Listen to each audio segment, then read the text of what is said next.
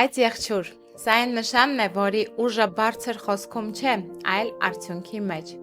Այդ եղջյուրը հողային նշան է, կայուն, գործնական, քայլ-քայլ մտածողությամբ։ Նա չի սիրում դատարկ խոսքեր ու շոու, սիրում է կառուցվածք, պատասխանատվություն ու հստակություն։ Այդ եղջյուրի կառավարիչը Սատուրնն է, ու դրա իմաստը շատ պարզ է՝ ժամանակ, կարգապահություն, հասունություն։ Դրա համար էլ այդ եղջյուրը կարող է երկար ճանապարհ գնալ ու չկոտրվել։ Երբ ուրիշները շուտ են հոգնում, նա շարունակում է,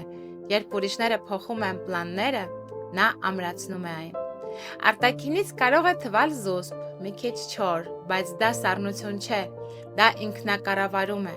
Նա զգացմունքները չի ցուցադրում շատ, բայց եթե վստահեց, իր նվիրվածությունը գործով է ցույց տալիս։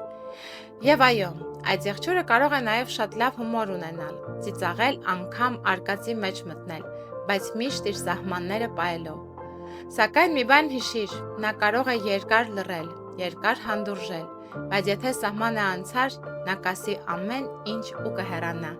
առանց դրամայի ու շատ հաճախ առանց վերադարձի։ Եթե քո կյանքում կա այդ եղջյուր, գնահատիր, դա այն մարդն է, ով քիչ է խոստանում, բայց խոստացավ, անում է, նրա վրա կարելի է հենվել։